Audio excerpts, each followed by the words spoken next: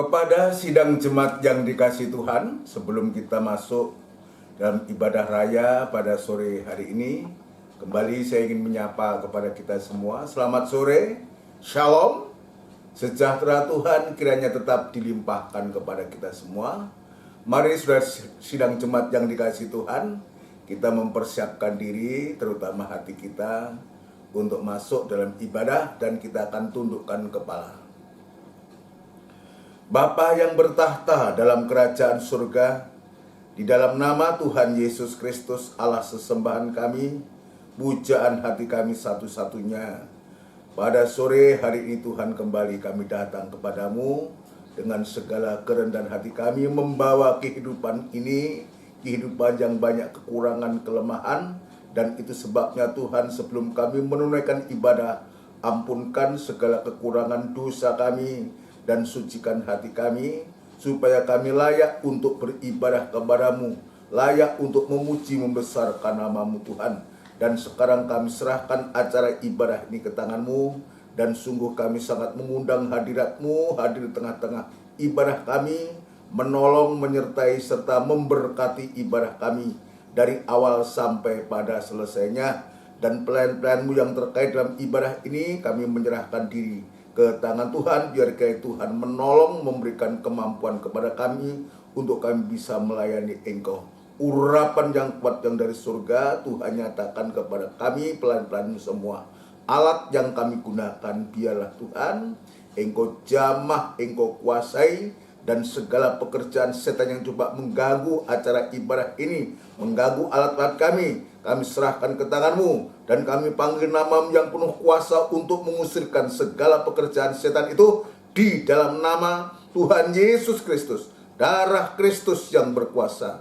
Terima kasih Tuhan, terima kasih, kami yakin dan percaya Engkau sudah menolong kami. Gereja-gereja lain yang bersamaan beribadah semacam di tempat ini, kiranya Tuhan juga menolong memakai para hamba-hamba-Mu semua, pendeta, gembala dimanapun mereka berada dalam tugas pelayan, Tuhan juga Engkau memakai, memberkati, sertakan dengan pembukaan firman-Mu Tuhan. Terima kasih Bapa di surga, terima kasih, kami sambut ibadah ini di dalam nama Tuhan Yesus Kristus. Haleluya, amin. Puji Tuhan. Saudaraku yang dikasihi Tuhan, mari kita akan segera masuk dalam acara ibadah, dan kita mempersiapkan diri untuk kita memuji dan membesarkan nama Tuhan. Puji Tuhan, kita akan lakukan pujian dari NR 220, di bawah kepak sayap-Mu, di bawah kepak sayap-Mu.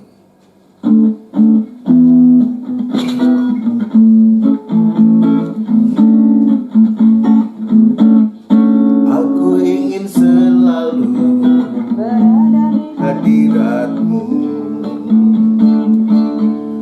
Aku ingin selalu lindung dalam naungan-Mu, di bawah kepak sayap-Mu, Kau bawaku terbang tinggi, melintasi langit biru, bagaikan Raja Wali, bagai Raja Wali, melintasi gunung tinggi, bagai Raja Wali, badai hidup di bawah kepak sayap-Mu, Kau bawaku terbang tinggi, melintasi langit biru, bagaikan Raja Wali. Aku ingin selalu berada di hadirat-Mu. Aku ingin selalu berlindung dalam naungan-Mu, di bawah kepak sayap-Mu, Kau bawaku terbang tinggi, melintasi langit biru, bagaikan Raja Wali, bagai Raja Wali, melintasi gunung tinggi, bagai Raja Wali, melintasi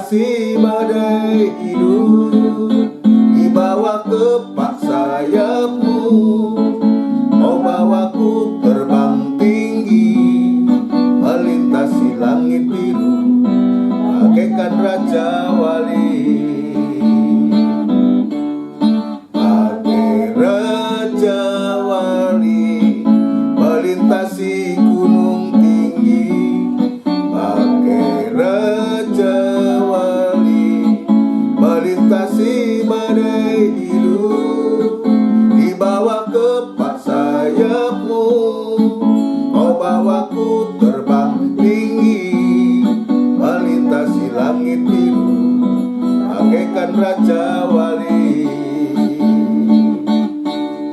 melintasi langit biru, bagaikan Raja Wali. Puji Tuhan, biarlah sungguh-sungguh ya kita dibawa oleh Tuhan dalam suasana ibadah ini untuk kita dihadapkan kepada Tuhan, bisa bertemu Tuhan. Itu tujuannya ya. Banyak badai hidup yang sedang menerpa kita di hari-hari ini, angin pengajaran, angin pencobaan, angin masalah yang sedang menimpa kita. Tapi kita yakin bahwa dua kepak sayap Raja Wali ini, firman dan Roh Kudus ini, akan memberikan pertolongan kepada kita dengan secara ajaib. Puji Tuhan. Mari saudara sekalian, kita akan melakukan pujian untuk kita menyambut firman Tuhan dari buku NR nomor 216. NR 216. Roh Kudus.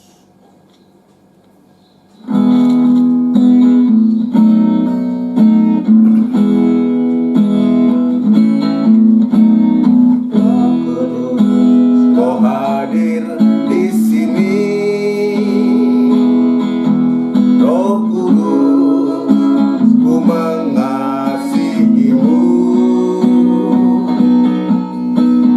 Kau lembut, kau manis, kaulah penghiburku, penolongku, diutus Bapakku. Roh Kudus, kau hadir di sini. Roh Kudus, ku mengasihimu. Kau lembut, kau manis, kaulah penghiburku, penolongku, diutus Bapakku. Buka hati untuk Roh-Mu Tuhan, ku buka hati menyembah-Mu Yesus. Jamahlah kami, penuhi kami dengan kuasa Allah Maha Tinggi. Roh Kudus, kau hadir di sini. Roh Kudus, ku mengasihimu. Kau lembut, kau manis, kaulah penghiburku, penolongku, diutus Bapakku. Ku buka hati untuk Roh-Mu Tuhan, ku buka hati menyembah-Mu Yesus. Jamahlah kami, penuhi kami dengan kuasa Allah Maha Tinggi. Ku buka hati untuk Roh-Mu Tuhan, ku buka hati menyembah-Mu Yesus.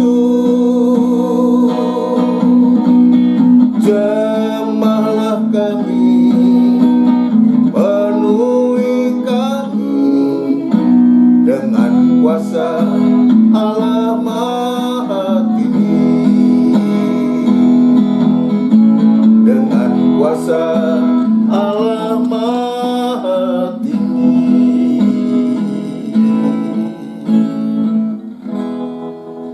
Kita tunduk tundukkan kepala dan kita akan berdoa. Benar Tuhan, biarlah ini menjadi doa dan kerinduan hati kami untuk Roh-Mu hadir, bahkan Roh-Mu tinggal di dalam hati kami Tuhan.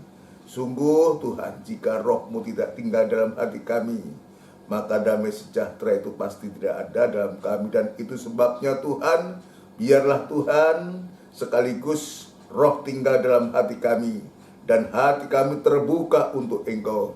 Dan saatnya Tuhan, Engkau juga memberikan waktu dan kesempatan untuk kami boleh kembali untuk belajar membaca firman-Mu, mendengarkan firman-Mu. Ya Tuhan, Engkau tolong hamba ini, Engkau tolong sidang jemaat-Mu semua, membuka hati kami yang seluas-luasnya. Sungguh Tuhan, Roh-Mu tinggal dan berada di tengah-tengah ibadah, terutama di dalam hati kami. Terima kasih Tuhan, terima kasih. Urapi firman-Mu dan urapi kami sekalian dalam pengurapan yang datangnya dari Tuhan sendiri. Terima kasih hamba Tuhan tetap berserah diri kepadamu, biar kemurahan dan belas kasihan-Mu tetap Tuhan nyatakan kepada hamba untuk mampu menyampaikan firman-Mu dengan benar dan murni, sehingga nyata firman-Mu boleh menemplak, menyucikan hati kami, dan kami boleh mengalami keubahan, pembaharuan Tuhan yang datangnya dari firman-Mu sendiri. Terima kasih Tuhan kepada seluruh sidang jemaat-Mu yang saat ini berada di rumah mereka masing-masing. Kiranya Tuhan tolong Engkau juga ada, dan Tuhan dudukkan dengan tenang, dengan baik, supaya sidang jemaat boleh mendengarkan perkataan-Mu Tuhan, boleh mendengarkan firman-Mu. Terima kasih Tuhan, terima kasih, terima kasih. Inilah seru doa permohonan kami, dan kami alaskan di dalam nama Tuhan Yesus Kristus. Haleluya, amin. Puji Tuhan, saudaraku yang dikasihi Tuhan.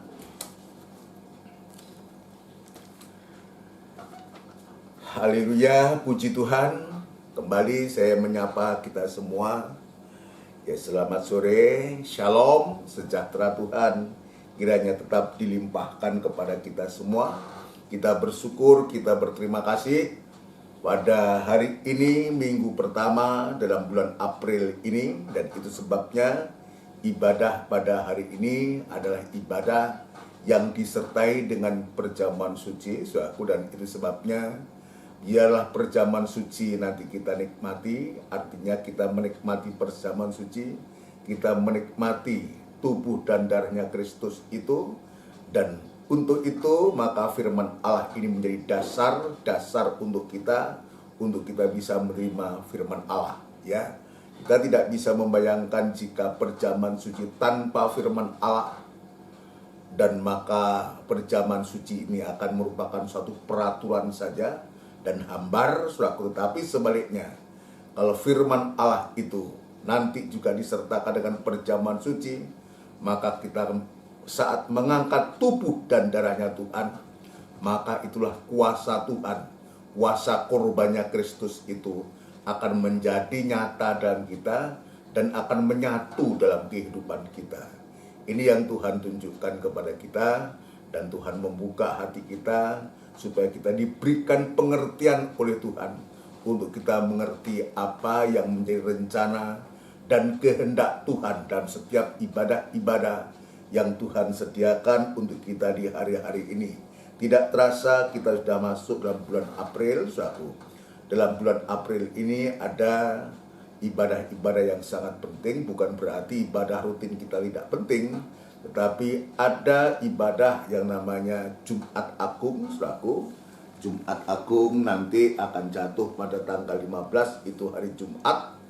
Dan pada hari minggunya itu merupakan ibadah Paskah buat kita, ya.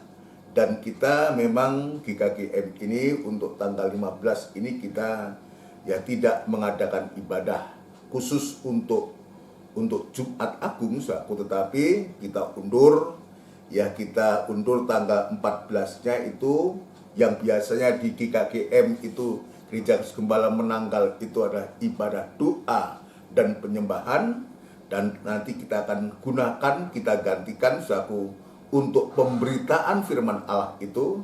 Sudah mulai kita menyinggung soal Jumat Agung tentang kematian Tuhan Yesus, dan nanti akan diteruskan pada tanggal 17-nya, saudaraku. Dan ini merupakan ibadah raya yang juga disertai dengan perjamuan suci tanggal 17 itu, ya, untuk kita merayakan Paskah bersama. Sekalipun kita belum tatap muka, saudaraku, tapi biar kita siapkan, saudaraku, kita siapkan dalam ibadah Paskah itu disertai dengan perjamuan suci, masing-masing bagi yang merindukan untuk mempersiapkan roti atau hosti dan anggurnya atau cawan Tuhan. Ya, ini yang bisa saya sampaikan untuk mendapatkan perhatian kita semua, dan itu sebabnya di hari-hari ini saudaraku, kita akan tetap melanjutkan pelajaran kita, makanan kita, dan penggembalaan di GKGM dan sekitarnya, baik itu di gereja atau jemaat di Triorejo maupun di Gunung Sari maupun juga di Pondok Chandra ataupun di tempat-tempat lain di mana saudara-saudara kita boleh mendengarkan firman Allah lewat siaran tunda ini. Biar kita menyiapkan diri semua, ya, masing-masing kita bisa menyiapkan diri, dan kita tetap berdoa sampai sewaktu-waktu kita bisa, ya, beribadah secara tatap muka, ya, juga berdoa untuk kelanjutan penggembalaan yang ada di Gereja Kristus Gembala Menanggal. Kita doakan supaya Tuhan atur semuanya. Puji Tuhan. Mari saudara sekalian, kita akan langsung masuk dalam pemberitaan firman Allah, saudaraku, ya, tentang dua dasar tema, ya, perikop dari apa yang kita baca dalam Injil Lukas itu, saudaraku, Injil Lukas pasal yang ke-46 sampai 49 itu perikopnya dua dasar, ya. Ada dua dasar, dan ini memang hari ini kita sedang memeriksa bagian atau halangan yang ketiga yang langsung menyangkut soal dasar itu sendiri. Ya, ada 3 halangan, ya, dalam pembangunan rumah itu, saudaraku, yaitu angin. Nomor 1 adalah hujan, saudaraku, itu dari udara. Dan yang kedua adalah angin kencang, hujan deras dan angin kencang. Dan yang ketiga banjir, ya, air bah, ya, atau banjir, saudaraku, yang menimpa bangunan itu. Jadi kalau disebutkan dua dasar, tentu yang satu, rumah itu didirikan di atas dasar batu, saudaraku. Yang kedua adalah rumah itu didirikan di atas pasir atau di atas tanah. Nah, itu sebabnya dengan halangan yang ketiga ini, saudaraku, dengan hujan deras, angin kencang yang menimbulkan banjir besar ini, saudaraku, yang menimbulkan banjir besar ini, banjir bandang ini, saudara sekalian, ini otomatis langsung, ya, langsung, kalau hujan itu langsung mengena kepala, saudaraku. Ya, kepala itu atap, saudaraku, kita sudah mendengar atap itu ada kepala kita. Di dalam kepala kita ada yang namanya, ya, ada yang namanya pikiran atau saraf-saraf yang, ya, atau kumpulan saraf, saudaraku, yang ada di dalam otak, saudaraku, yang itu bicara tentang akal dan pikiran kita mendapatkan gangguan yang nanti akan berdampak kepada panca indera kita, saudaraku. Ini sudah kita periksa. Lalu yang kedua, angin kencang ini, saudaraku. Angin kencang ini juga berbicara tentang angin pengajaran yang dihembuskan oleh nabi-nabi palsu, dengan pengajaran sesat yang begitu hebat, yang akan menyesatkan banyak orang, banyak gereja, bahkan banyak hamba-hamba Tuhan yang bisa juga terpengaruh, saudaraku, ya, oleh pengajaran ini. Ya, tetapi juga angin ini berbicara tentang angin pencobaan, yaitu masalah-masalah. Kita sudah mendengarkan ada 2 pencobaan, saudaraku. Yang pertama, pencobaan yang dihasilkan dari keinginan hawa nafsu daging, saudaraku, yang ujungnya nanti adalah kematian. Tetapi ada pencobaan yang itu adalah seizin Tuhan, karena kita terima pencobaan itu sebagai suatu ujian, saudaraku. Justru itu akan mendatangkan ketekunan, akan mendatangkan suatu penyerahan hidup sepenuh, akan mendatangkan kita tidak kekurangan suatu apa, saudaraku. Ini yang Tuhan tunjukkan.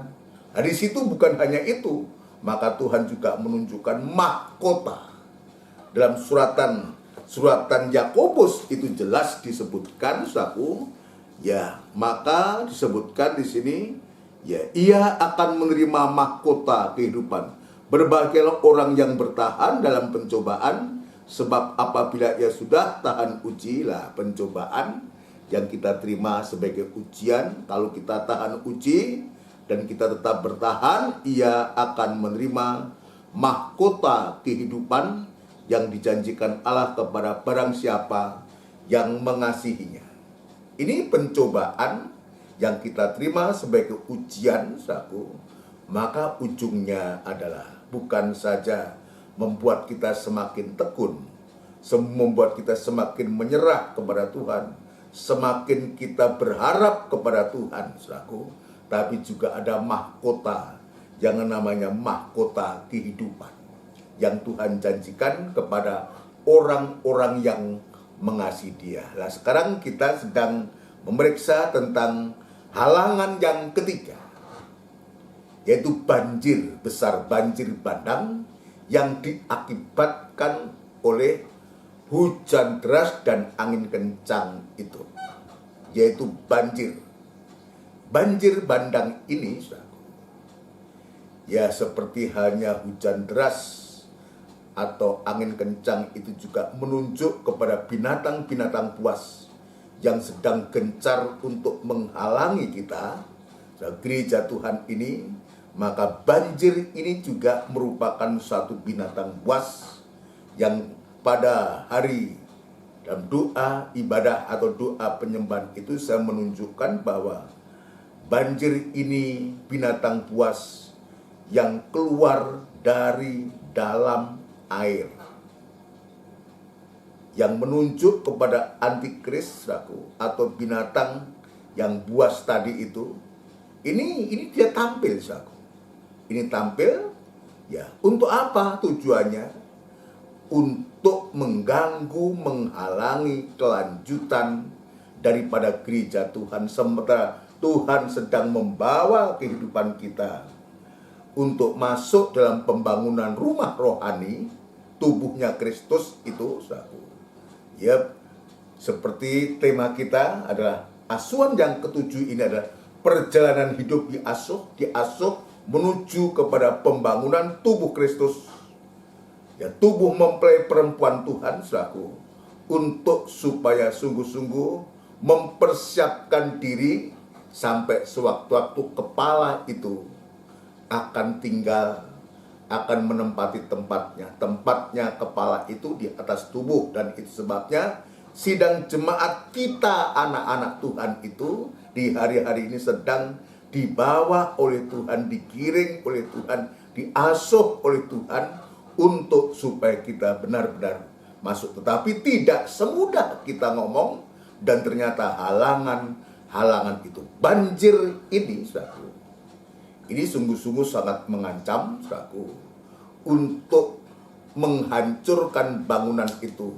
Apa yang digerusnya, saudaraku? Apa yang dihalanginya? Yaitu fondasi. Dasarnya ini, saudaraku, yang akan digerus oleh dia. Ya, dasar itu apa? Nanti kita akan periksa. Ada saatnya. Tapi saya harus mengatakan, iman kita sedang digerus di hari-hari ini oleh munculnya binatang buas yang namanya antikris ini, dengan kekuatan mamon, kekayaan dunia atau harta benda, sesuatu yang sifatnya kehartaan atau keuangan, saudara.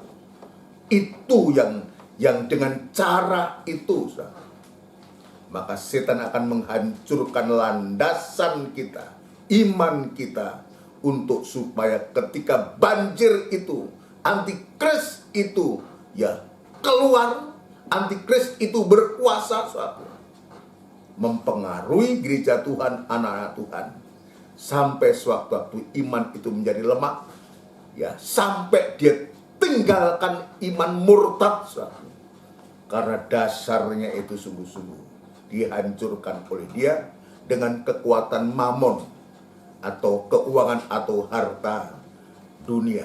Ya, hari Rebu yang lalu, hari Kamis, saudaraku, dalam ibadah doa penyembahan saya sudah menyebutkan siapa itu antikris itu.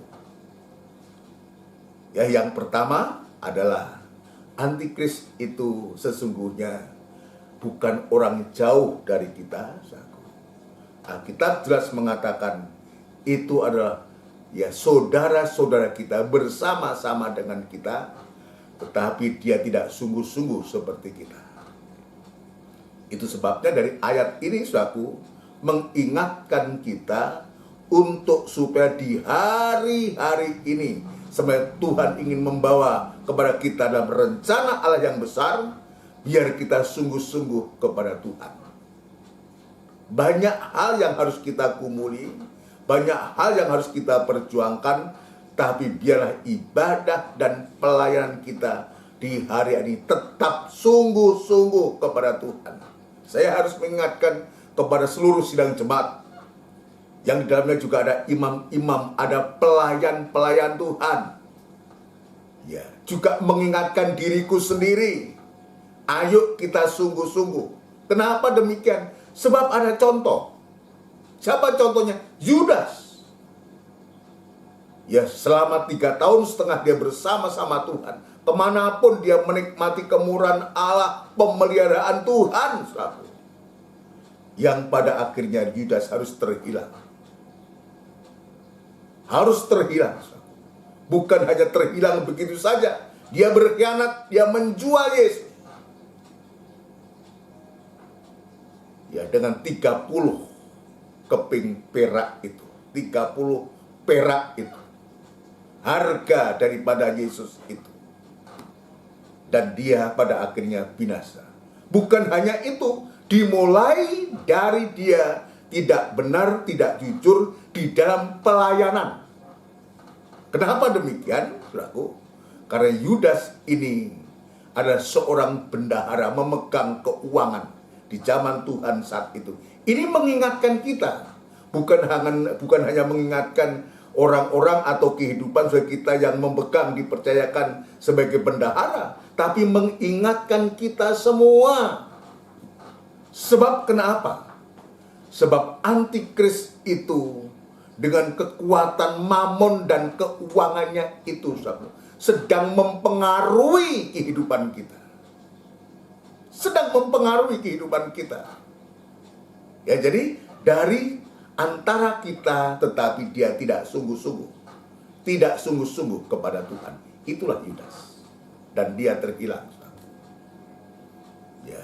Dalam 1 Yohanes pasal yang keempat kemarin juga kita membaca, ya, yang kedua adalah setiap roh yang tidak mengaku Yesus adalah anak Allah,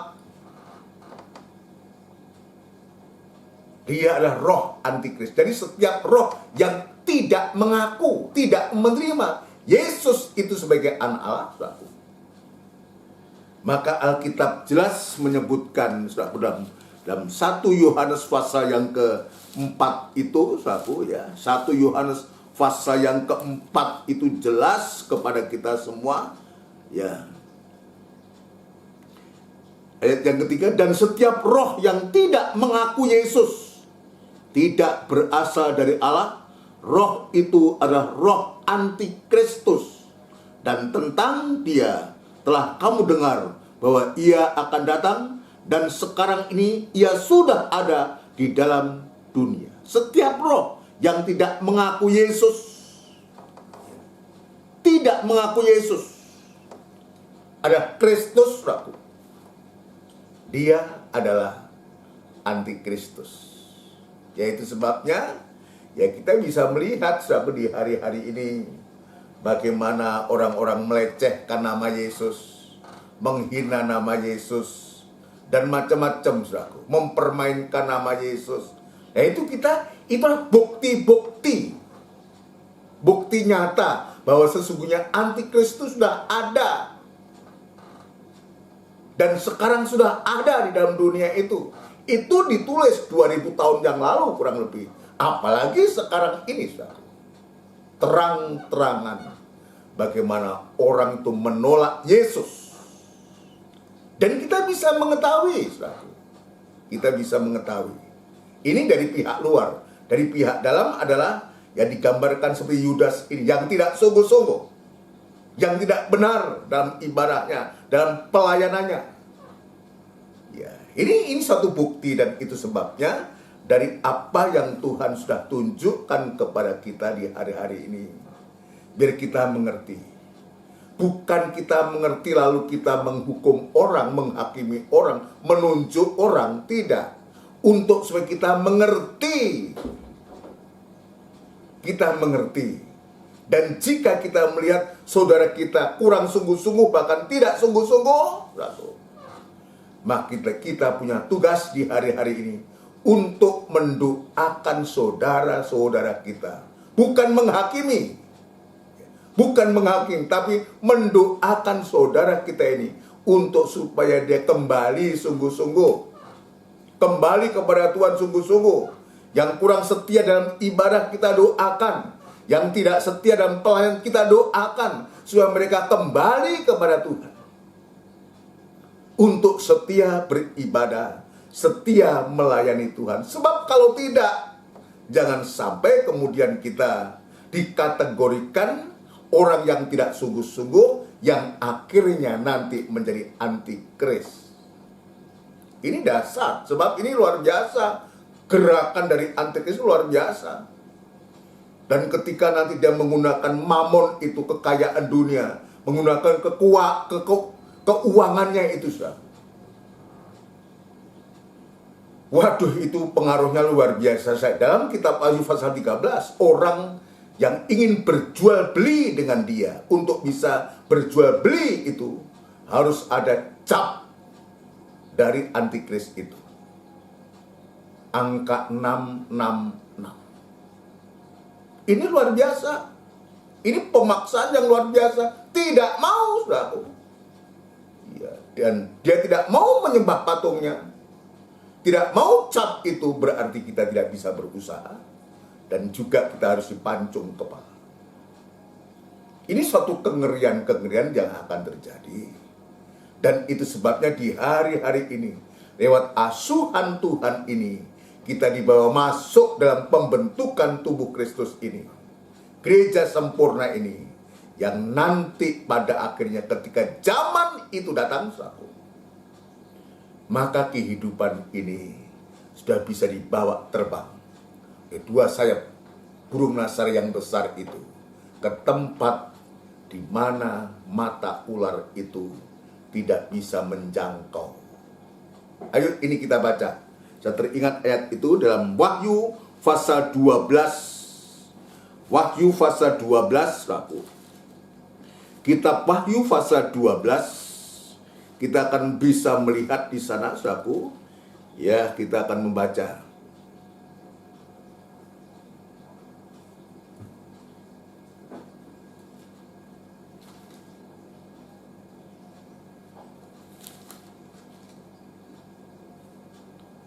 Ayat yang ke-6, saudaraku nanti sudah bisa membaca ayat sebelumnya. Ya, perempuan itu lari ke padang gurun di mana telah disediakan suatu tempat baginya oleh Allah supaya ia dipelihara di situ 1260 hari lamanya. Kita loncat ayat yang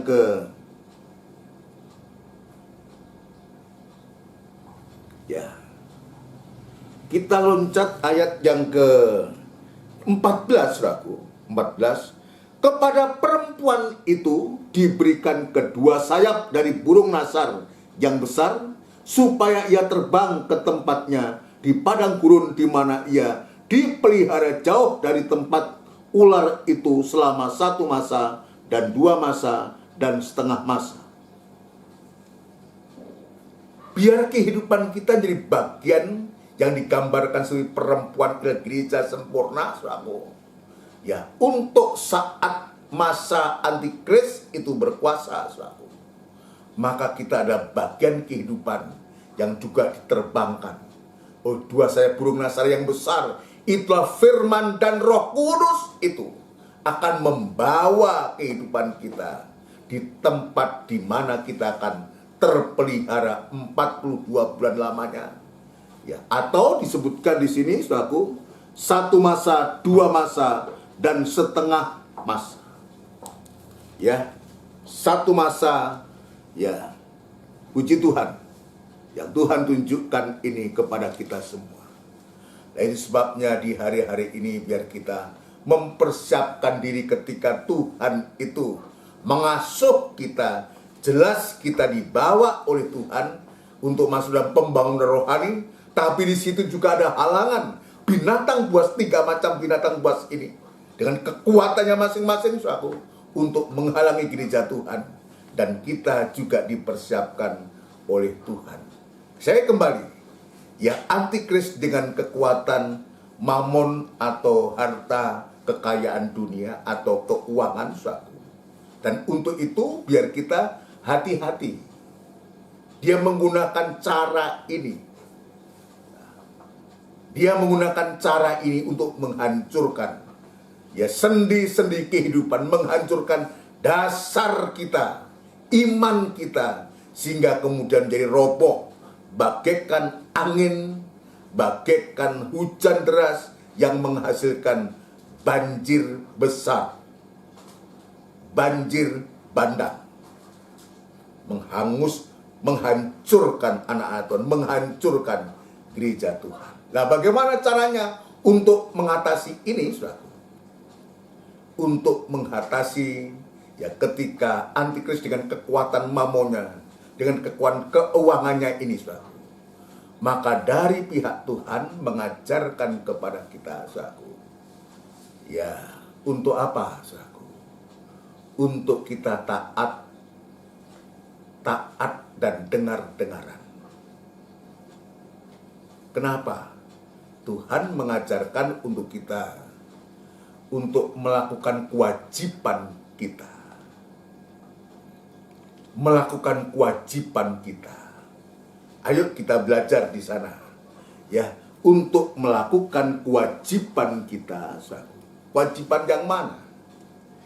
Kita akan membaca dalam Injil Matius pasal 22. Mulai dari sini. Sebab ini ajaran Tuhan berangkat dari pertanyaan orang-orang Farisi. Anak buah dari orang-orang Farisi ini bersekongkol dengan orang Herodian. Ya, jadi pertanyaan ini bukan bertanya oleh karena tidak tahu. Ini dua kelompok ini bertanya bukan oleh karena tidak tahu. Dia bertanya untuk menjebak, untuk mencari salahnya Tuhan. Tapi dalam cerita itu nanti kita akan dilihat, kalau kita kaitkan dengan bagaimana antikris ini, dengan kekuatan mamon, dengan kekuatan keuangannya, ya, untuk menghancurkan gereja Tuhan, maka Tuhan mengajarkan untuk kita melakukan kewajiban.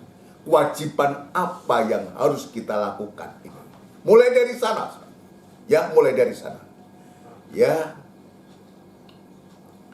Ayat 15. Kemudian pergilah orang-orang Farisi.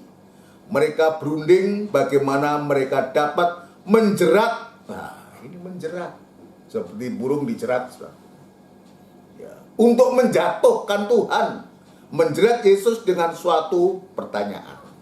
Jadi menjerat, menjatuhkan dengan suatu pertanyaan. Jadi ini bukan karena dia tidak tahu. Dia tahu. Dan itu sebabnya nanti Tuhan mengatakan kamu munafik. Ya. Mereka menyuruh murid-murid mereka. Jadi orang-orang Farisi punya murid-murid, saudaraku, bersama-sama dengan orang Herodian. Siapa orang Herodian ini? Orang-orang Herodian ini adalah orang-orang partai Yahudi. Kalau sekarang itu ya partai politik lah. Jadi ini ya orang Farisi itu siapa? Orang Farisi itu, saudaraku, dalam Alkitab, dalam kamus Alkitab disebutkan golongan dari para rabi. Rabi itu guru. Golongan dari para rabi dan ahli Taurat yang sangat berpengaruh. Jadi ini Farisi bukan orang gemen-gemen, saudaraku. Dia seorang ahli agama, alim ulama, ya, tokoh agama Ya, mereka berpegang pada Taurat Musa dan pada adat istiadat nenek moyang. Seluruh hukum dan peraturan mereka taati secara mutlak. Ini orang Farisi, tokoh agama, bersekongkol dengan orang partai, bersekongkol dengan orang politik. Kalau kita melihat hari-hari ini, kita bisa melihat, saudaraku, bagaimana di Indonesia itu ya gitu-gitu. Tokoh-tokoh, alim ulama, ini orang-orang Farisi ini adalah ya rabi, golongan rabi, ya, dan begitu luar biasa, saudaraku. Dan ahli Taurat ini artinya ahli agama, saudaraku, ahli kitab, saudaraku. Dia bersekongkol dengan orang Herodian, saudaraku, untuk menjerat Yesus. Berkaitan dengan apa? Dan nanti Tuhan begitu luar biasa memberikan suatu jawab, saudaraku. Ini cara Tuhan. Untuk apa? Untuk supaya dengan apa yang Tuhan ucapkan ini. Dan sekarang untuk kita bisa dengar ini, jangan sampai kemudian kita terseret, saudaraku, dengan antikris, dengan kekuatan mamon dan keuangan itu. Maka Tuhan mengajarkan kepada kita, ya, bertanya kepadanya, "Guru, kami tahu engkau adalah seorang yang jujur dan dengan jujur mengajar jalan Allah, dan engkau tidak takut kepada siapapun juga, sebab engkau tidak mencari muka." Jadi seolah-olah disanjung setinggi-tingginya Yesus itu. Disebutkan guru, menyebut dia itu guru, menyebut Yesus itu guru. Dia sanjung luar biasa setinggi langit. Ya, padahal dia sengaja ingin dia angkat dan dia banting nantinya. Itu tujuannya. Tujuan daripada anak buah, ya, orang Farisi dan orang Herodian ini. Tujuannya semacam itu. Tapi Tuhan itu Allah yang tahu isi hati manusia. Kata-kata kita boleh diatur dengan rapi. Kata-kata boleh baik, tapi Tuhan melihat hati, kedalaman hati itu. Nah, ini juga menjadi koreksi buat kita. Ya, jangan hanya kita ini hanya secara lahir ya show, saudaraku. Ya, di depan gembala, di depan pendeta, tampilannya begitu memukau, saudaraku. Tapi ternyata hati batinnya busuk. Ini contohnya. Anak buah orang-orangnya orang Farisi dan Herodian ini. Busuk. Ingin menjerat, ingin menjatuhkan, dia angkat, dia akan banting itu. Itu jangan sampai sikap, sifat semacam itu. Sebab ini tertulis. Saudaraku. Jangan-jangan juga tidak sedikit orang yang modelnya semacam itu. Sekalipun dia orang beribadah, sekalipun dia adalah pelayan Tuhan. Tapi ingat, Tuhan tahu sampai kedalaman hati dari manusia itu. Apa kata Tuhan? Ya.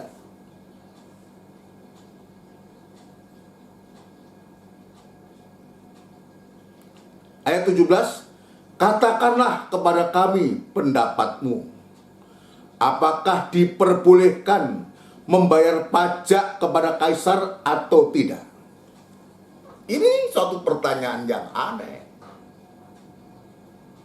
Dia tahu, tapi pura-pura tidak tahu. Apa diperbolehkan membayar pajak kepada kaisar? Ini tokoh agama, dan saya baru-baru mendengar, saudaraku, ada tokoh agama yang juga mengharamkan orang membayar pajak. Saya nggak usah sebut namanya, paling saudara juga sudah tahu semua. Macam-macam, saudara. Macam-macam. Apakah diperbolehkan membayar pajak kepada kaisar? Kaisar ini, saudaraku, untuk sekarang adalah pemerintah yang sah. Ya. Kaisar itu. menunjuk ke pemerintah. Ya, coba bayangkan kalau pertanyaan ini, andai kata Tuhan mengatakan tidak perlu bayar pajak, saudara, dan seluruh rakyat tidak bayar pajak, saudara. Siapa yang membayar pelayan-pelayan, pegawai-pegawai daripada kaisar itu? Coba bisa membayangkan itu. Sementara pemerintah ini disebutkan wakilnya Allah di bumi. Saudara sekalian, ini kacau, ini terjadi. Ada tokoh agama yang mengharamkan itu orang membayar pajak. Coba semacam itu. Tapi Tuhan itu luar biasa. Tuhan yang bertanggung jawab. Dia mengangkat pemerintah yang sah. Dalam Roma nanti kita baca. Tapi dia juga pasti bertanggung jawab untuk memberikan sesuatu. Dan lewat apa yang disampaikan nanti oleh Tuhan ini, kita akan bisa mengerti. Ya. Apakah diperbolehkan membayar pajak kepada kaisar atau tidak? Perhatikan ayat yang ke-18. Tetapi Yesus mengetahui kejahatan hati mereka itu, lalu berkata, mengapa kamu mencobai aku, hai orang-orang munafik? Ini templaan dari Tuhan yang begitu luar biasa. Ya. Ini sengaja ini orang-orang ini pakai suatu. Ingin meruntuhkan iman Kristen. Antikris yang sengaja ingin meruntuhkan iman Kristen. Dasar-dasar kekristenan akan dihancurkan. Ya, sehingga nanti kemudian banyak orang-orang Kristen juga akan meninggalkan jalan Tuhan, meninggalkan imannya, murtad. Tapi Tuhan dalam hal ini memberikan jawab yang begitu luar biasa. Ini biar mengajarkan kepada kita. Ya, mengajarkan membuka hati kita. Jangan sampai kita di saat antikris itu dengan kekuatan mamonnya, dengan kekuatan keuangannya itu akan mempengaruhi kita, menghancurkan iman kita. Maka Tuhan akan katakan apa ini? Perhatikan. Ayat yang ke-19, tunjukkanlah kepadaku mata uang untuk pajak itu. Mereka membawa suatu dinar kepadanya. Maka ia bertanya kepada mereka, gambar dan tulisan siapakah ini? Dia tunjukkan. Gambar dan tulisan siapakah ini? Dia tunjukkan. Jawab mereka, gambar dan tulisan kaisar. Ya. Dia tunjukkan itu, koin itu. Dinar itu, saudara. Dia tunjukkan gambar dan tulisan siapakah ini? Jawab mereka, gambar dan tulisan kaisar. Apa yang Tuhan katakan? Lalu kata Yesus kepada mereka, berikanlah kepada kaisar apa yang wajib. Ini kata wajib itu perhatikan. Ini bukan tanpa arti. Jadi berikanlah kepada kaisar apa yang wajib kamu berikan kepada kaisar, dan kepada Allah apa yang wajib kamu berikan kepada Allah. Mendengar itu heranlah mereka dan meninggalkan Yesus lalu pergi. Ya. Ngacir, saudara. Begitu Tuhan memberikan jawaban, saudara, langsung pergi. Ya memang niatnya jahat, saudara. Tapi dengan pertanyaan yang menjerat itu, maka memberikan suatu pelajaran buat kita, saudara, untuk supaya kita taat dan dengar-dengaran. Cara untuk bisa mengatasi ya kekuatan antikris dengan kekayaan, dengan keuangannya ini, maka Tuhan ajarkan apa yang harus kamu, apa yang wajib kamu berikan kepada kaisar. berikan kepada kaisar. Apa yang wajib kamu berikan kepada Allah, berikan kepada Allah. Dari sini Tuhan ajarkan untuk kita. Kata wajib itu artinya nggak boleh dilanggar. Harus. Kalau dilanggar ada sanksinya. Contohnya, saudaraku. Ya kita semua, saudaraku, saya juga kan begitu. Ya, ini mengajarkan untuk kita tidak ngemplang pajak. Rumah ada pajaknya, mobil ada pajaknya, motor ada pajaknya, dan banyak lagi yang harus dipajakin. Makan pun di restoran ada pajaknya, dipajakin semua. Nah, ini Alkitab mengatakan wajib kita bayar. Ya, kalau kita tidak membayar pajak, katanya pajak rumah, ya kita akan didenda nanti. Ya, kita tidak membayar pajak kendaraan, sewaktu-waktu kita bisa ditilang. Ya, kita bisa ditilang dan semua. Kalau kita tidak bayar rekening listrik, ya kita akan diputus itu, gelap.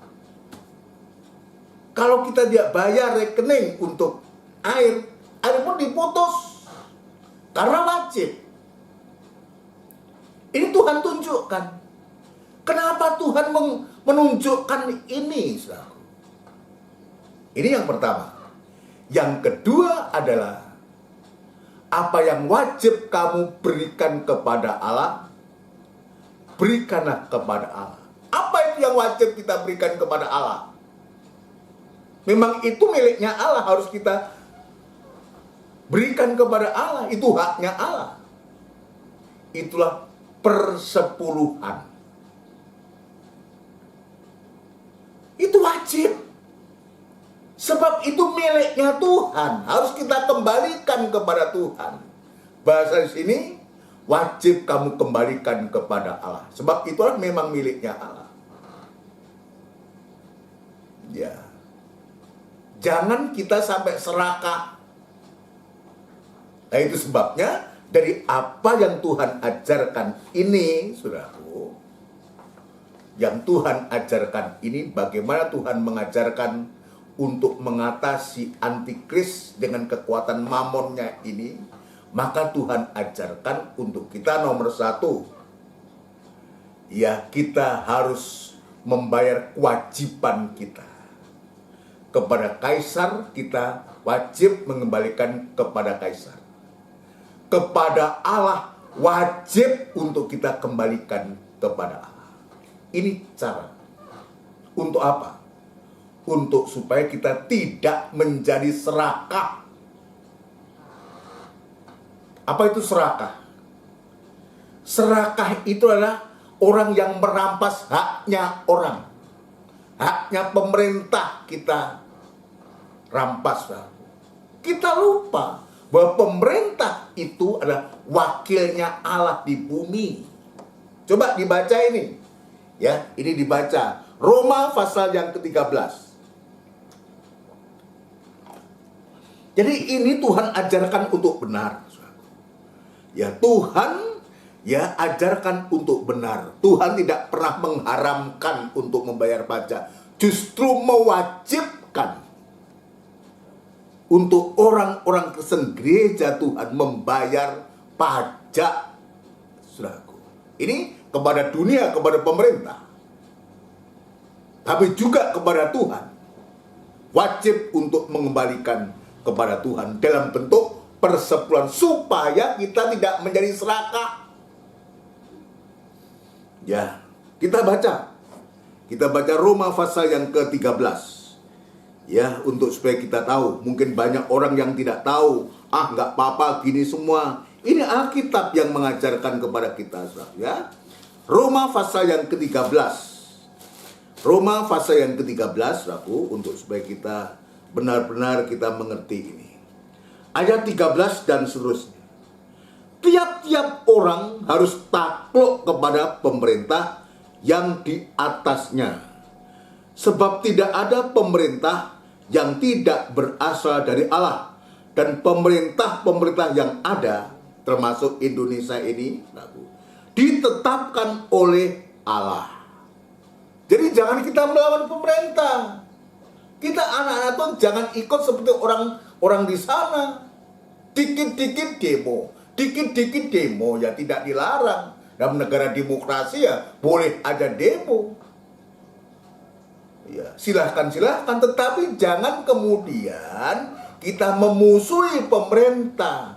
Dan saya selalu berdoa kepada Tuhan, ya setiap akhir dalam ya mau kita mau menyelesaikan ibadah, selalu saya bawa dalam pemberian supaya Tuhan memberikan hikmat marifat, mulai dari presiden, wakil presiden, jajaran menteri, pejabat tinggi negara di pusat, di daerah, TNI Polri, bahu membahu untuk menerima beban tanggung jawab ini. Dan itu sebabnya Tuhan berikan hikmat akal budi untuk supaya kebijakan-kebijakan pemerintah ini benar-benar untuk kemaslahatan rakyat yang banyak ini. Dan saya punya keyakinan bahwa pemimpin-pemimpin itu tidak pernah ingin menyengsarakan rakyatnya.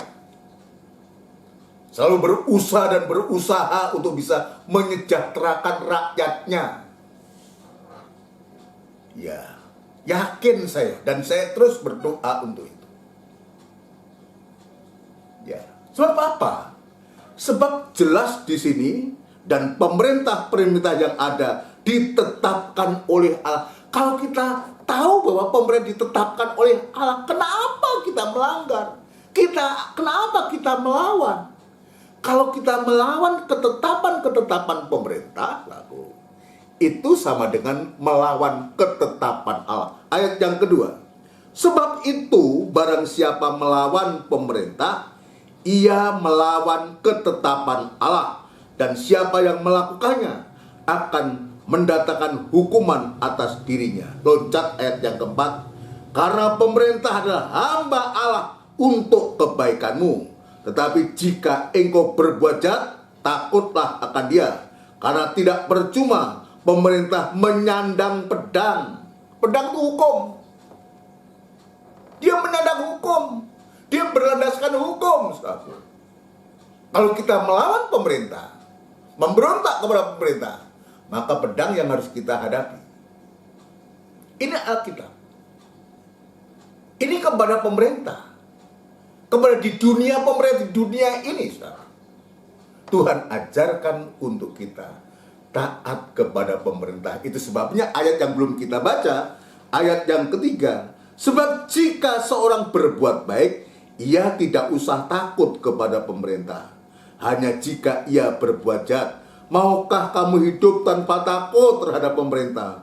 Perbuatlah apa yang baik, dan kamu akan beroleh pujian daripadanya.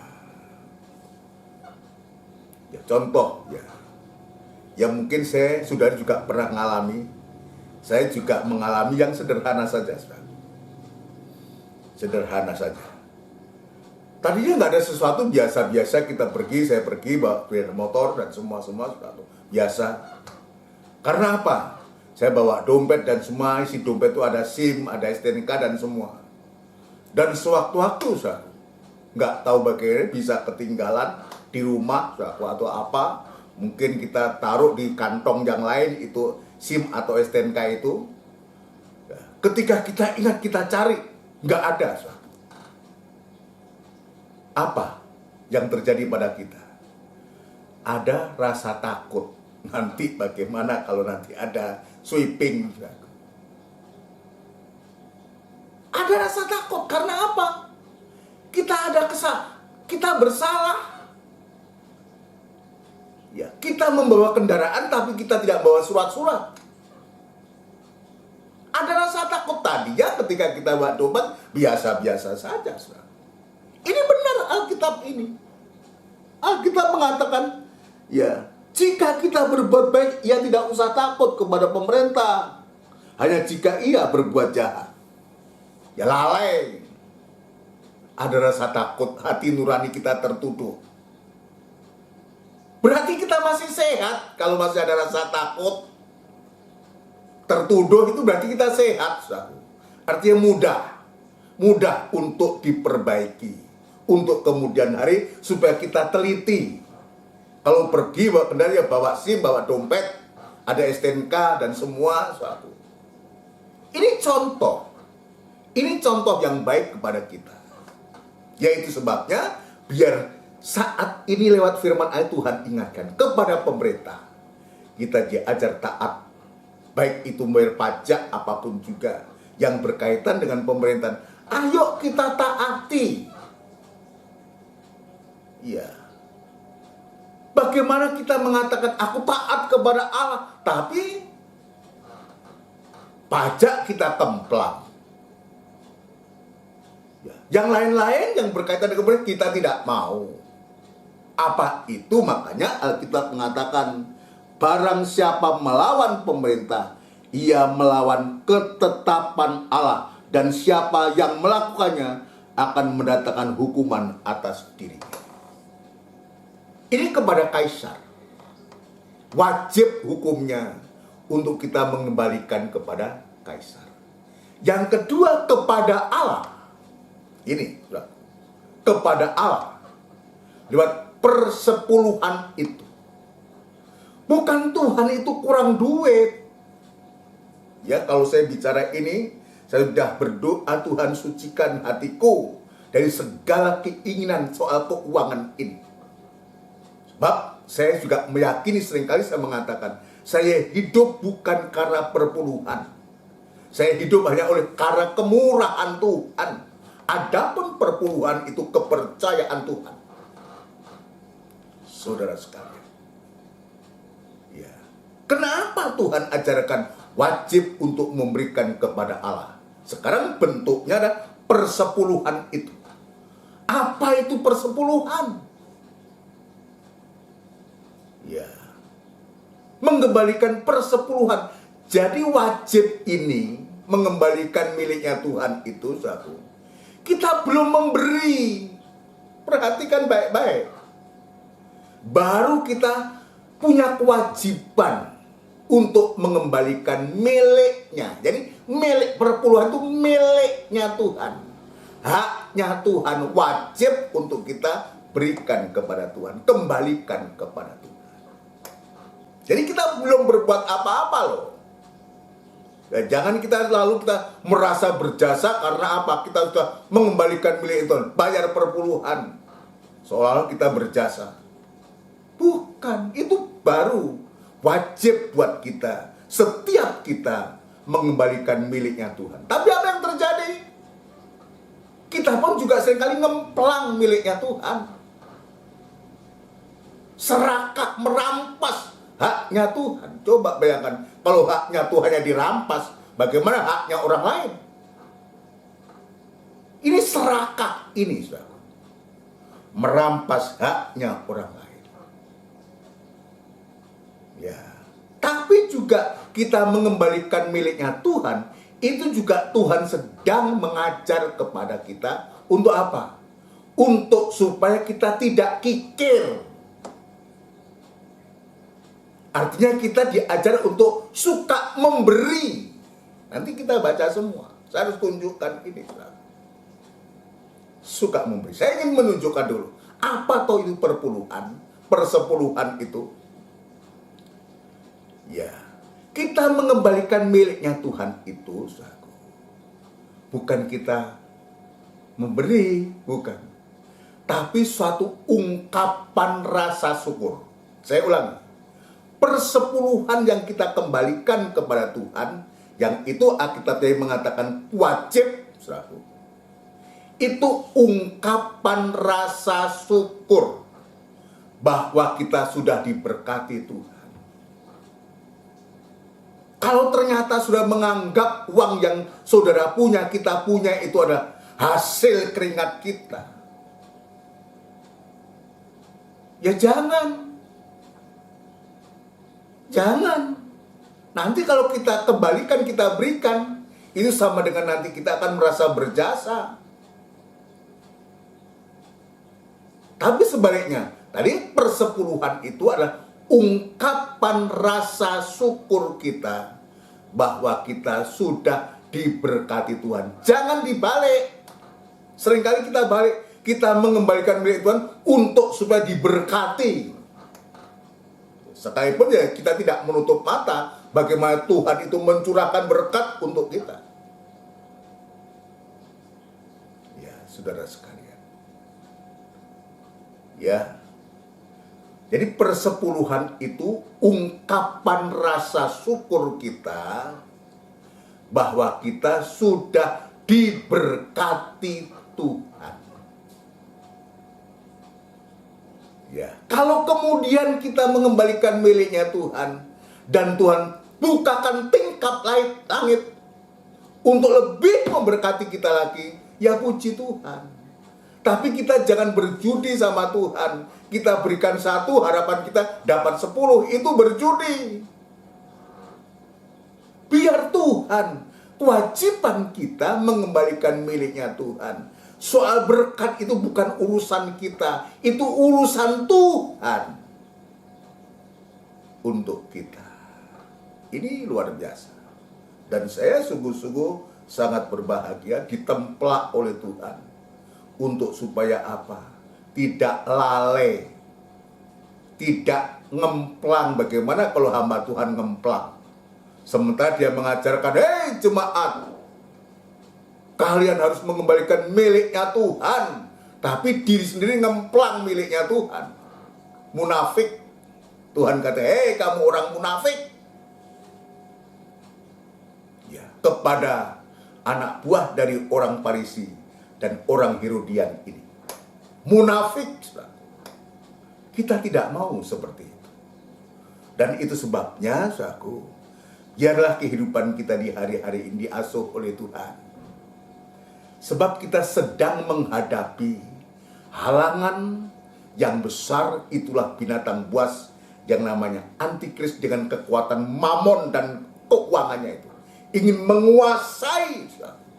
menguasai ekonomi dunia, menguasai umat manusia, bahkan bukan hanya menguasai, menghancurkan gereja Tuhan.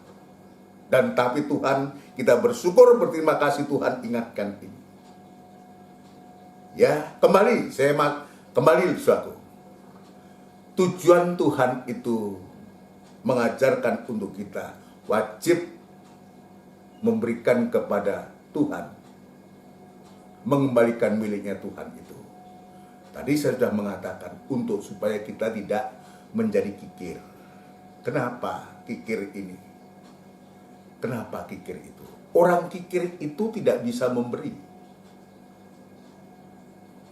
Kikir kok selalu eman lah untuk diriku piye. Orang kikir itu yang diingat hanya dirinya sendiri. Tidak pernah dia memikirkan orang. Biar dia melihat orang susah sekalipun, gak pernah tersentuh hatinya untuk dia bisa tergerak hati untuk bisa membantu. Kikir. Kikir itu artinya, ya tadi saya mengatakan, ya tidak bisa memberi. Padahal Tuhan ajarkan untuk kita bisa berbagi, memberi kepada semua orang. Tapi Tuhan juga ajarkan terutama orang-orang yang seiman.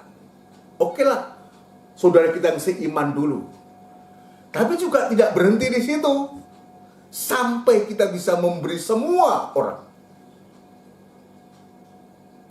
Sama dengan sampai kita bisa mengasihi semua orang.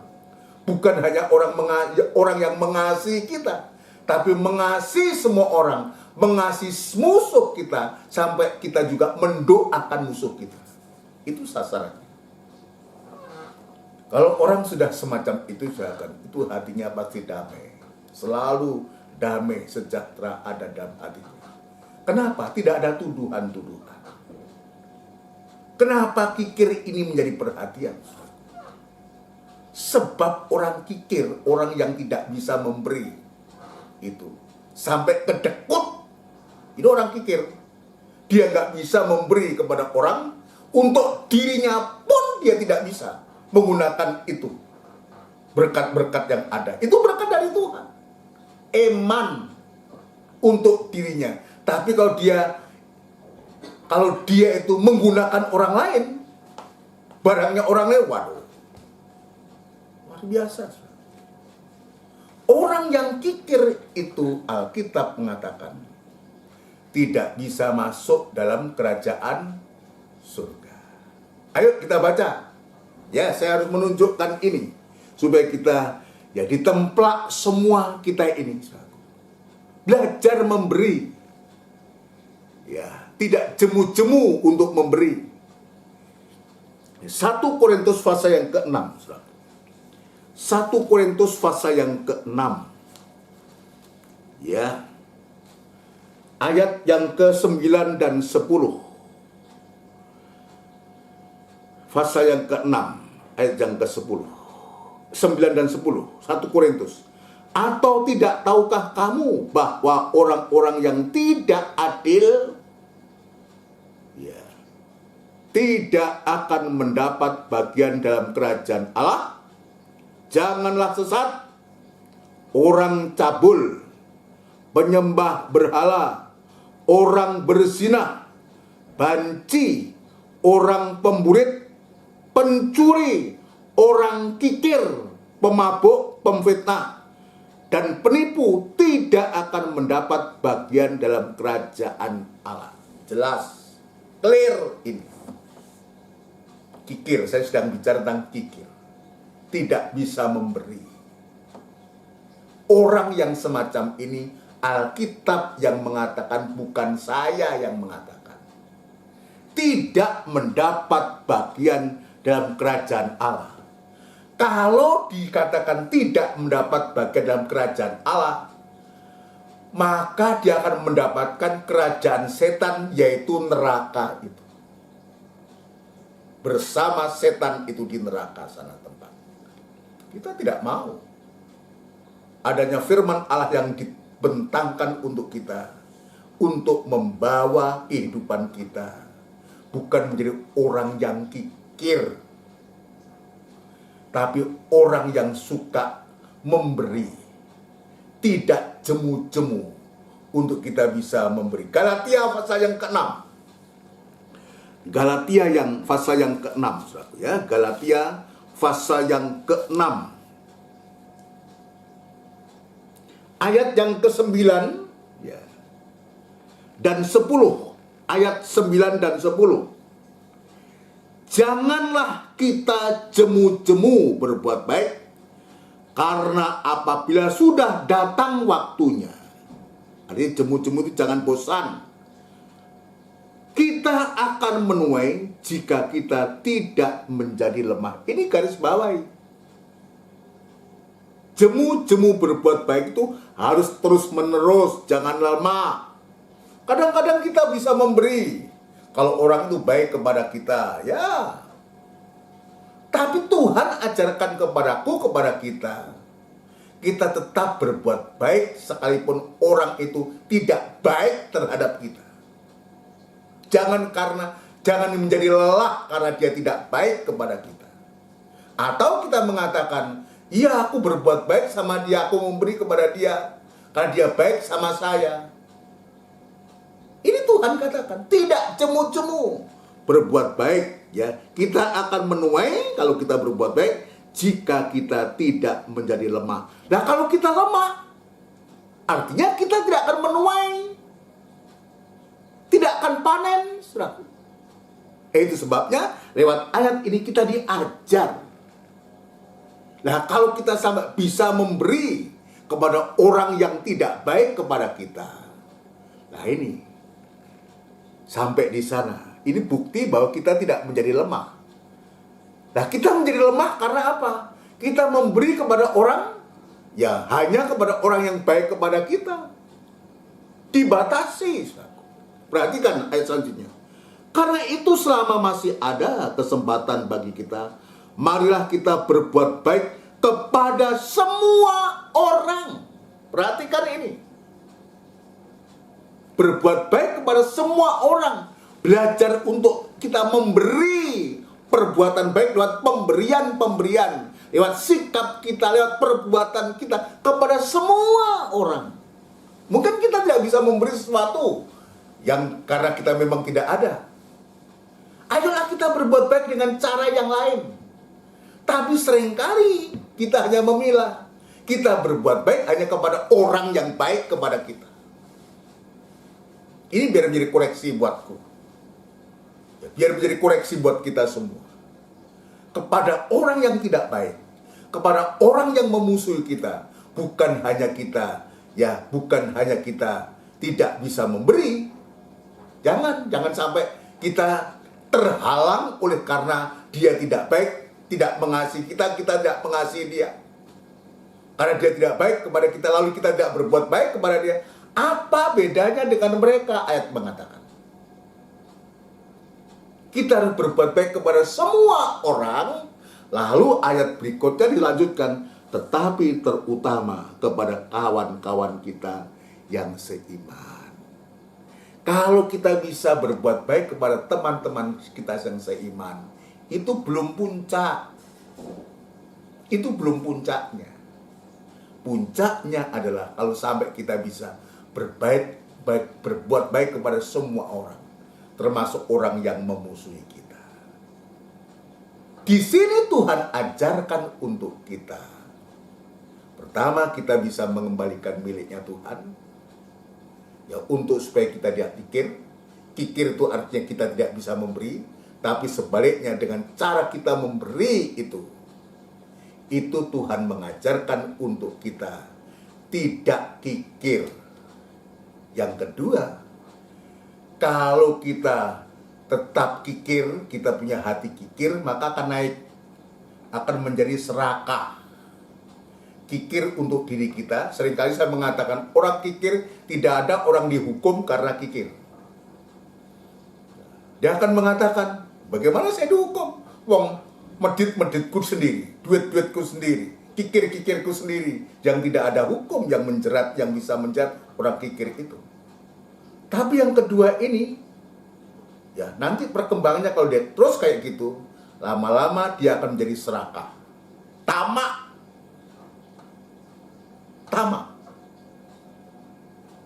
serakah. Apa itu tamak atau serakah?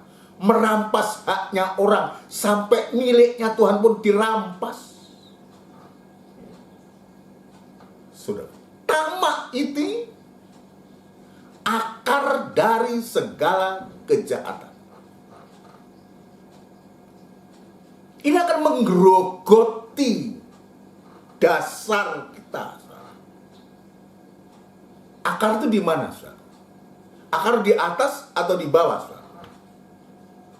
Akar itu juga bagikan fondasi, bagikan dasar daripada pohon itu sendiri. Nah, ayat mengatakan tamak akan uang itu akar dari segala kejahatan. Jadi serakah ini atau tamak ini akar dari segala kejahatan. Itu sebabnya kenapa Tuhan ajarkan untuk supaya kehidupan kita, rumah kehidupan kita itu diletakkan di atas dasar batu. Bukan di atas akar kejahatan. Di atas batu karang itulah Kristus, korbannya Kristus. Saudara sekalian, biarlah hati kita semua ditemplak oleh Tuhan. Sebab ini rencana antikristus untuk menghancurkan gereja Tuhan. Dengan cara ini dibuat orang menjadi kikir, dibuat orang menjadi tamak atau serakah. Untuk apa? Untuk menghancurkan akar kejahatan kok. Ayo kita buka hati kita, mau dikoreksi oleh Tuhan. Sebab Tuhan sedang di hari-hari ini mengasuh kita untuk dijadikan rumah rohani. Rumah yang didirikan di atas batu karang. Ya, bukan akar kejahatan. Yang menopang pohon itu bukan akar kejahatan. Pohon itu juga kehidupan. Tapi kalau kehidupan punya akar kejahatan, untuk apa? Saudara sekali, ini akan membawa kebinasaan kepada kita. Ayat yang terakhir buat kita. Efesus pasal yang ke-6, saudara. Efesus pasal yang ke-6, ya. Ini kita baca pada Efesus 1 Timotius pasal yang ke-6, maafkan saya. 1 Timotius pasal yang ke-6 ayat yang ke-10. Ayat yang ke-10, ya. Ayat yang ke-10. Karena akar segala kejahatan ialah cinta atau tamak akan uang. Sebab oleh memburu uanglah beberapa orang telah menyimpang dari imanlah. Kita lihat. Karena akar kejahatan itu ada. Ya, karena tamak atau cinta akan uang bukan berarti tidak boleh punya uang. Saya berdoa untuk jemaat itu punya uang yang sebanyak-banyaknya. Kenapa? Supaya jemaat dipakai oleh Tuhan. Untuk apa? Untuk juga ingat pekerjaan Tuhan. Ingat miliknya Tuhan, ingat pekerjaan Tuhan. Boleh punya uang yang sebanyak-banyak. Yang tidak boleh itu adalah kita terikat tamak akan uang. Itu yang nggak boleh. Sebab ini jadinya. Karena akar segala kejahatan ya cinta uang.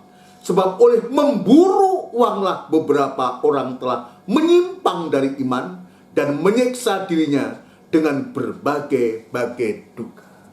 Ini akibat menyiksa diri, menyimpang dari iman, saudaraku, dan menyiksa dirinya dengan berbagai-bagai duka. Banyak masalah karena tamak akan uang. Menjadi jahat karena tamak akan uang itu. Ya, coba bayangkan karena kita punya uang jadi jahat. Makanya saya mengatakan, kalau uang itu jadi hamba, maka uangnya akan menjadi hamba yang setia, hamba yang baik dan hamba setia. Kita dilayani kemanapun kita pergi. Kita dilayani ketika kita butuh, perlu apa, pengen apa, dilayani. Kalau kita menempatkan uang itu sebagai hamba, dia akan menjadi hamba yang baik. Tapi sebaliknya, kalau uang itu menjadi tuan, memerintah kita, menguasai kita, maka dia akan menjadi tuan yang jahat. Banyak buktinya. Sewaktu-waktu saya ditanya sama orang, saya bincang-bincang, ya pas saya di Kediri, saya bincang-bincang dengan salah satu tukang, saya cerita. Ya, saya cerita, uang itu perlu. Dan uang itu kalau dia menjadi hamba-hamba yang setia, tapi juga bisa menjadi hamba yang jahat. Atau tuan yang jahat. Lalu saya ditanya, contohnya pripun Pak Su? Contohnya bagaimana Pak Su? Lah, saya ngomong. Ya, ketepatan saat itu saya mau beli sesuatu. Saya katakan, uang itu jadi hamba baik. Uang, aku perlu si A ini, perlu si B ini. Kita dapat si A atau si B itu. Waktu itu saya mau beli apa ya? Beli kasur kalau nggak salah ya, di Kediri. Ya. Uang, saya pengen kasur. Nah, kasur itu datang dengan kita membayar uang. Kita membayar dengan uang itu. Jadi dia hamba yang baik. Tapi, lah kalau yang jahat Pak Su katanya. Nah, uang dengan uang 1.000 perak atau 100.000 perak. Ini bisa diperintah. Uang, bunuh dia. Mati dia. Ini jadi hamba atau jadi tuan yang jahat. Tamak, rakus, serakah. Ini akan menimbulkan suatu masalah. Itu sebabnya biarlah saudara sekalian, ya ibadah pada sore hari ini diberkati Tuhan, membuka hati kita. Membuka hati kita. Dan saya tidak ragu-ragu untuk menyampaikan ini. Sebab memang saya sudah berdoa, Tuhan kosongkan. Sucikan hatiku dari keinginan akan uang itu. Puji Tuhan. Jelas. Jelas akar dari segala kejahatan. Tapi sebaliknya, kalau kita bisa memberi kepada Tuhan, bisa mengembalikan miliknya Tuhan, maka kita berarti sedang diajar oleh Tuhan untuk kita tidak menjadi kikir dan serakah. Kalau demikian, saudara, maka antikris tidak akan bisa menguasai kita. Kenapa? Sebab kita tetap berdiri di atas batu, bukan di atas dasar akar kejahatan, tapi berdiri di atas batu karang. Itulah korbannya Kristus. Di hadapan kita ada cawan Tuhan, ada roti, ada dagingnya Tuhan. Ya, ayo kita bersekutu supaya kita semakin dikuatkan, semakin kita melekat kehidupan kita di atas batu itu. Amin, saudaraku. Mari kita akan akhiri ibadah ini dengan kita akan menggunakan perjamuan suci tubuh dan darahnya Kristus, dan kita akan melakukan satu pujian. Agung dan mulialah Tuhanku, agung dan mulialah Tuhanku.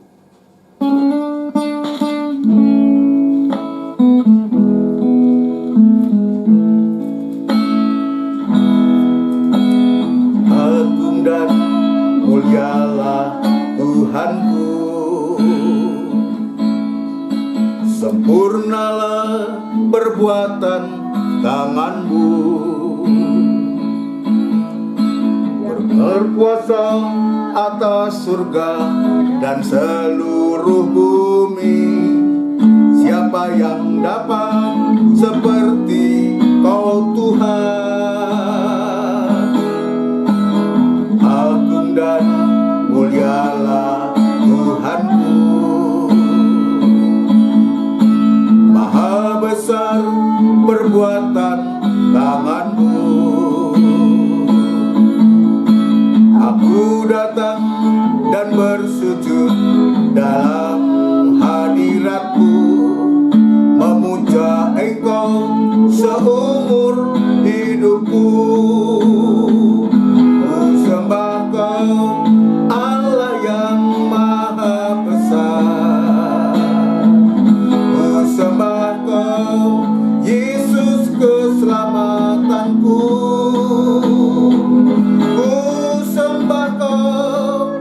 Yang kudus, kekuatan hidupku, ajaib Tuhan, sungguh mulia nama-Mu. Agung dan mulialah Tuhanku, sempurnalah perbuatan tangan-Mu, berkuasa atas surga dan seluruh bumi. Siapa yang dapat seperti Kau Tuhan? Agung dan mulialah Tuhanku,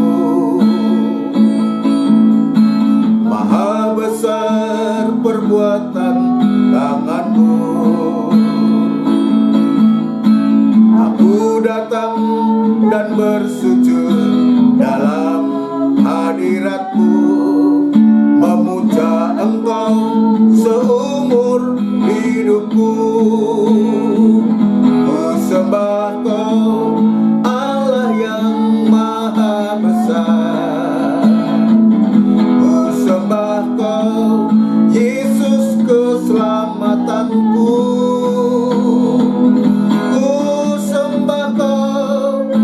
Yang kudus,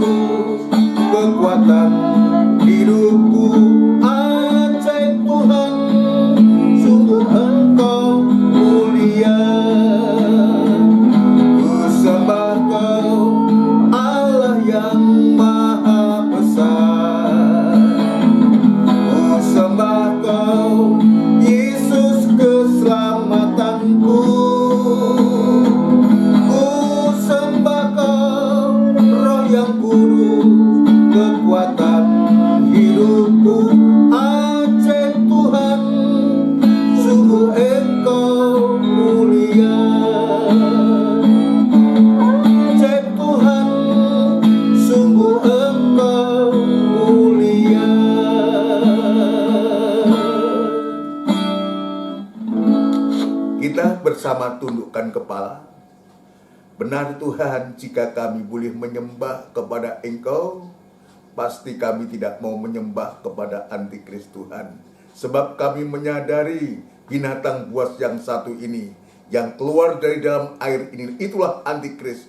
Dia akan menggunakan cara dan segala cara untuk kami, supaya kami boleh menyembah kepada dia. Tapi puji syukur kepadamu Tuhan, lewat firman Allah yang Engkau bentangkan kepada kami, maka Engkau mengajarkan kami untuk kami sungguh-sungguh Tuhan, untuk menjadi kehidupan yang suka memberi, menjadi kehidupan yang suka mengembalikan milik-Mu, menjadi kehidupan yang menyembah kepadamu Tuhan. Terima kasih Tuhan, terima kasih untuk firman. Namun demikian kami menyadari Tuhan, begitu luar biasa firman-Mu mengajarkan kepada kami. Kami masih banyak kurang, masih banyak kesalahan, masih banyak alpa Tuhan. Ampunkan kami Tuhan, ampunkan kami, supaya kami menjadi kehidupan yang taat kepadamu Tuhan, taat kepada Tuhan, taat kepada pemerintah. Dan kami meyakini jika kami taat kepadamu, pasti kami juga taat kepada pemerintah. Terima kasih Tuhan, taat apa yang harus kami lakukan untuk pemerintah, untuk kaisar yang ada. Terima kasih Tuhan untuk firman-Mu. Sekali lagi ampunkan segala kekurangan dan dosa kesalahan kami, kealpaan kami Tuhan. Kikir kami, serakah kami Tuhan. Terima kasih Tuhan, terima kasih Tuhan. Layakkan tubuh dan darah-Mu yang sebentar kami terima, dan kami boleh bersekutu. Terima kasih Tuhan. Sekali lagi, layakkan hamba, layakkan sidang jemaat untuk bersekutu dengan tubuh dan darah-Mu Tuhan. Terima kasih di dalam nama Tuhan Yesus Kristus. Kami sambut tubuh dan darah-Mu. Haleluya. Amin. Puji Tuhan. Mari saudara sekalian, kita siapkan bagi saudara yang ingin mengikuti, yang sudah mempersiapkan. Mari kita akan gunakan perjamuan suci ini. Kita pergunakan perjamuan suci ini untuk kita bersekutu dengan tubuh dan darahnya Tuhan.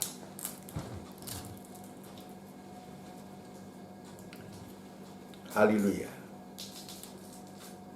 Kita siapkan dan saya akan menunggu kepada kita semua. Ya, puji Tuhan. Kalau sudah, daku.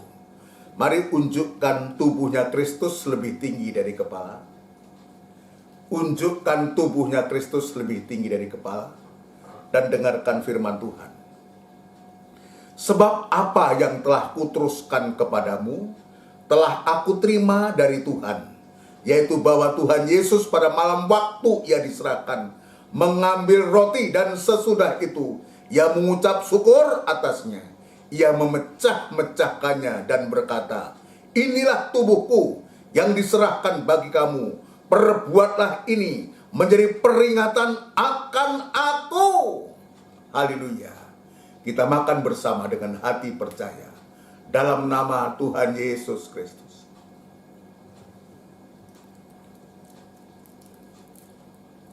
Haleluya. Haleluya, haleluya. Haleluya, haleluya. Unjukkan darahnya Kristus lebih tinggi dari kepala. Demikian juga Ia mengambil cawan sesudah makan, lalu berkata, cawan ini adalah perjanjian baru yang dimeteraikan oleh darahku. Perbuatlah ini setiap kali kamu meminumnya, menjadi peringatan akan aku. Kita minum bersama dengan hati percaya. Dalam nama Tuhan Yesus Kristus. Haleluya. Haleluya. Unjukkan kedua tangan kita. Berikan ucapan syukur dan penyembahan kepada Tuhan. Sebab setiap kali kamu makan roti ini dan minum cawan ini, kamu memberitakan kematian Tuhan sampai Ia datang kembali. Terima kasih Tuhan. Terima kasih untuk asuhan-Mu, untuk lawatan-Mu pada sore malam hari ini Tuhan. Engkau sudah memberkati kami dengan kelimpahan firman-Mu dan tubuh dan darah-Mu perjamuan suci ini. Biar menyatu dalam hati kami. Semakin kami melekatkan hidup kami di atas dasar batu karang, di atas dasar korban-Mu yang mulia itu Tuhan. Terima kasih Bapa di surga, terima kasih. Terima kasih sehingga kami boleh mengalami kemenangan dan kemenangan bersama Engkau Tuhan. Terima kasih Bapa di surga, terima kasih untuk berkat-Mu yang melimpah ini. Dalam nama Tuhan Yesus Kristus. Haleluya. Amin. Puji Tuhan. Saudaraku yang dikasihi Tuhan, demikian rangkaian ibadah raya yang disertai dengan perjamuan suci. Tuhan sudah memberkati kita semua. Mohon perhatiannya kepada seluruh sidang jemaat ya untuk jadwal ibadah kita dalam sepekan ini, saudara sekalian. Nanti kita akan kembali pada hari Rabu. Ya, hari Rabu itu saudaraku, itu merupakan ibadah.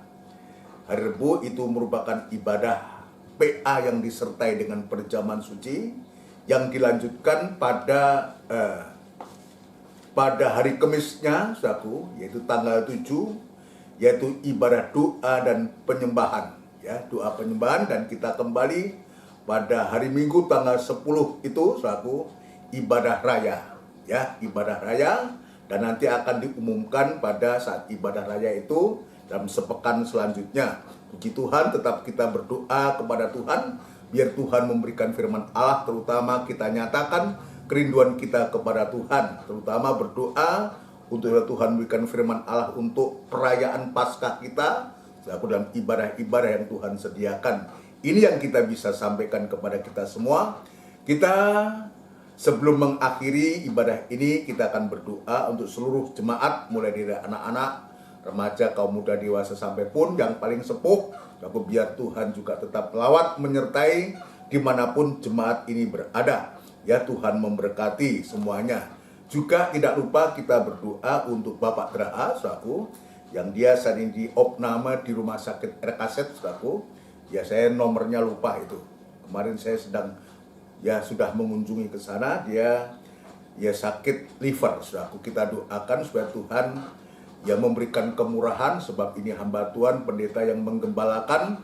Ya, kita doakan supaya Tuhan jamah pulih dan sembuh kembali, bisa kembali dalam penggembalaan. Kita juga berdoa juga untuk Bapak Guantoro. Bapak Guantoro ini dia rindu untuk beribadah, dan saya juga sudah selalu memberikan jadwal ibadah ini. Sudah kita doakan dia dalam pemulihan. Dalam pemulihan dia juga masih dalam kelemahan tubuh setelah dia mengalami rawat inap di rumah sakit RSAL. Juga orang-orang tua kita, Tante Aliwaro, kita juga tetap doakan suatu biar Tuhan juga menolong apa rencana Tuhan. Apakah saya juga belum tahu beritanya, apakah jadi operasi atau masih persiapan, kita tidak tahu. Kita serahkan kepada Tuhan. Juga orang-orang tua kita, ya banyak orang-orang tua kita, biar di masa tua orang-orang kita ini diberkati oleh Tuhan, tetap diberikan hati yang semangat, tetap setia kepada Tuhan. Mari kita akan tundukkan kepala, kita mengakhiri ibadah ini dengan doa berkat. Tuhan, tidak putus-putusnya kami mengucapkan syukur dan terima kasih kepadamu. Engkau baik dan luar biasa yang Engkau nyatakan kepada kami, terutama firman-Mu Tuhan, yang mengasuh membimbing kami Tuhan. Terima kasih untuk berkat-Mu, terima kasih. Dan saat ini sebelum kami berpisah, kami berdoa membawa sidang jemaat-Mu semua, mulai dari anak-anak, remaja, kaum muda, dewasa, sampai pun yang paling sepuh-sepuh, biar Tuhan tetap menjaga, memelihara, memberikan kesehatan yang prima. Tuhan berkati nikah, rumah tangga, usaha, pekerjaan daripada anak-anak-Mu semua. Jemaat-Mu yang ada masalah, persoalan nikah, rumah tangga, apapun yang sedang dihadapi, Tuhan, Engkau juga ulurkan tangan kasih-Mu untuk memberikan pertolongan yang ajaib bagi sidang jemaat-Mu, hamba-hamba-Mu yang dalam penderitaan sakit, Pak Draha di rumah sakit, Pak Guantoro dalam pemulihan. Biar Tuhan juga ulurkan tangan kasih-Mu untuk menjamah mereka semua. Dan segala pekerjaan setan lewat sakit penyakit apapun juga yang mengganggu anak-anak-Mu, mengganggu hamba-hamba-Mu, Tuhan, kami sehati panggil nama-Mu yang penuh kuasa untuk mengusirkan segala pekerjaan setan itu di dalam nama Tuhan Yesus Kristus, darah Kristus yang berkuasa. Terima kasih Tuhan, terima kasih. Terima kasih kami juga berdoa untuk jam-jam ibadah-ibadah yang Engkau sudah sediakan kepada kami. Tuhan, biar ajarkan kami untuk setia kepada Engkau, setia beribadah melayani Engkau, dan kerinduan kami sampai Engkau datang yang kedua kali. Terima kasih penggembalaan di GKGM dan di tempat-tempat lain kami serahkan ke tangan-Mu, biar Tuhan turut campur tangan dan memberkati, menyertai, bahkan Tuhan menyelesaikan segala masalah-masalah yang sedang kami hadapi di hari-hari ini Tuhan. Terima kasih Bapa, terima kasih bangsa dan negara kami Republik Indonesia yang kami cintai. Ya Tuhan, kiranya Engkau juga menolong, memberkati semua seperti kata firman-Mu. Ajar kami taat kepada pemerintah yang sah Tuhan, sebab pemerintahan ini adalah wakilnya Allah, wakilnya Engkau yang ada di bumi Tuhan. Ajarkan kami taat dan dengar-dengaran Tuhan. Terima kasih Tuhan, terima kasih. Memberkati bangsa kami, memberkati para pemimpin-pemimpin kami, sekaligus memakai pemimpin kami mulai dari Bapak Presiden, Wakil Presiden, jajaran menteri, pejabat tinggi negara di pusat, di daerah, TNI Polri boleh bau-membau untuk memikul tanggung jawab ini Tuhan. Memberikan hikmat marifat yang dari surga, sehingga kebijakan-kebijakan yang diambil itu boleh bermanfaat untuk seluruh rakyat Indonesia semua. Damai sejahtera-Mu ada di tengah-tengah bangsa kami. Jauhkan dari pertengkaran, permusuhan, pemberontakan apapun juga. Terima kasih Tuhan, sehingga juga umat ketebusan bisa beribadah dengan leluasa. Terima kasih Tuhan, terima kasih. Sebentar kami akan berpisah, akan beristirahat malam. Tuhan, kembali kami menyerahkan hidup kami ke tangan Tuhan. Terima kasih Tuhan, terima kasih. Saudaraku yang kasih, biarlah rahmat anugerah cinta yang besar yang datangnya dari Allah Bapa, Sang Putra dan Roh Kudus, yang sepenuhnya di dalam nama Tuhan Yesus Kristus. Haleluya. Amin. Selamat malam saudara sekalian. Selamat malam, salam sehat, semangat semua. Amin.